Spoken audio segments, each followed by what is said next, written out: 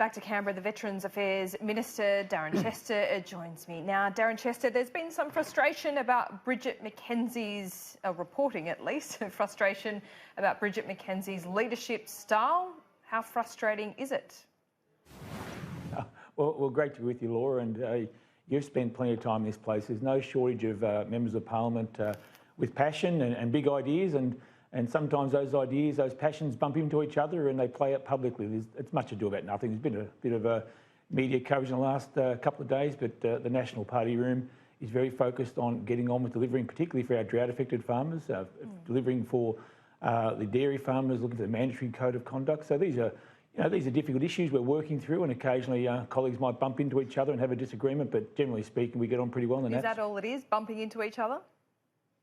Oh, absolutely. I mean, this is a place where people come to debate big ideas about the future of our nation, and the agricultural portfolio, the one that Bridget McKenzie, our Deputy Leader, holds, is a pretty complex policy area. There's a lot of issues right now. We're going through one of the worst droughts probably in our nation's history, and there are a lot of issues that need to be resolved. And I've got to say that by overwhelmingly the conversation that occurs in our party room meeting, the conversation that occurs in the joint party room meeting is about how do we make things better for our regional people, how do we make things better for our farmers, our small business people. Occasionally there'll be clashes of personalities, but it's no big deal. Was there frustration at the Nationals' leadership about the regulation of the milk industry? That being that the Nationals were trying to get some kind of agreement up in government with its partner, the Liberals, the Prime Minister, but essentially Pauline Hanson was the one that pushed the button on this.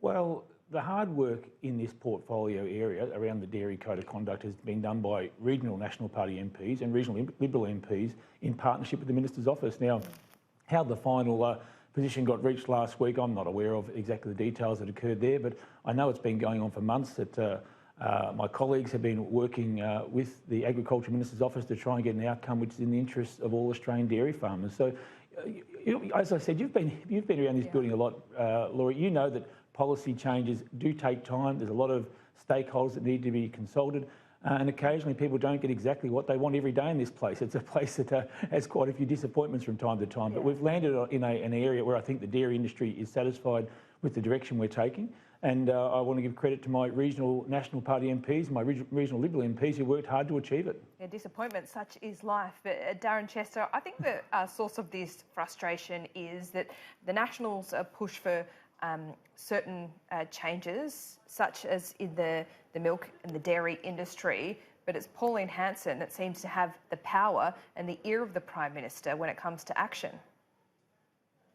Well, I think, Laura, I understand where you're going, and there has been some of my Queensland colleagues who've raised concerns about how actual announcements are made from time to time, and I share some of their frustrations in that regard. But as I was saying, the hard work that gets done in this place often happens behind the scenes.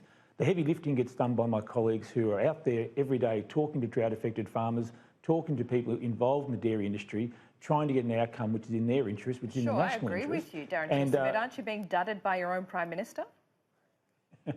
Nice try, Laura. No, look, we need to keep on working hard to deliver policies that actually make a difference in our regional communities, and I think people will assess us on that performance, on what we've been able to do to make life in regional Australia even better, to work as collectively as we can with our like-minded colleagues in the Liberal Party, the regional Libs, to make sure we're coming up with policies that make a difference every day in people's lives, and that's why we come to this place.